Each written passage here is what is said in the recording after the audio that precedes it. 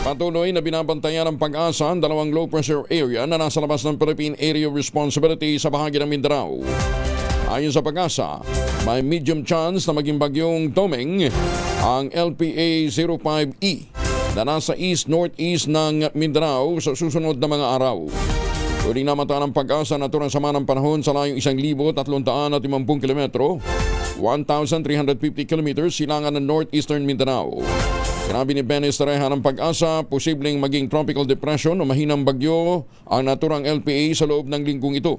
Tinatayang pagsapit ang Huwebes o Biyernes, posible itong pumasok bilang bagyo, papangalan ng Domeng. Ang ika-4 na bagyo sa bansa ngayong 2026, ikalawa naman ngayong buwan ng Mayo. Bagamat hindi inaasang tatama sa kalupaan o maglalandfall, posible naman ang bagyo ay magdala ng mga pagulan. Partikular na yung trough nito, yung outer part sa silangang bahagi ng Visayas at Mindanao at maging sa Bicol Region at Quezon Province. Kasama na natin si Veronica Torres mula sa Pag-asa. Ma'am Veronica, good morning.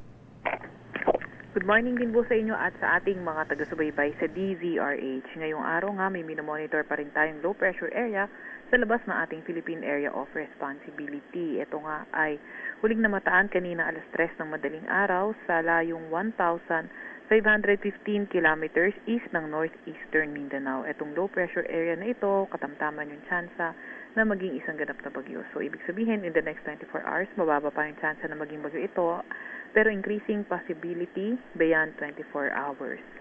Ito namang kanyang extension ay, or yung trough o kanya extension ang nagdadala or ang nakaka-apekto sa Mindanao at nagpapaulan sa Mindanao at Palawan area. Sa Metro Manila at nalalabing bahagi ng bansa, bagyang maulap hanggang sa maulap na papawiri na ating naasahan at mga tsansa ng mga localized thunderstorms. Wala pa rin tayong nakataas na gale warning sa kahit na anong dagat baybay na ating bansa.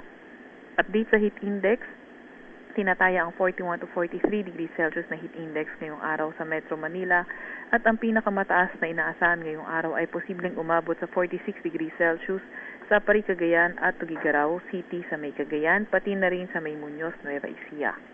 At yan nga po muna ang pinakahuli sa lagay na ating panahon mula sa Weather Forecasting Center ng Pag-asa, Veronica Torres. Maraming salamat, Ma'am Veronica Torres mula po sa Pag-asa.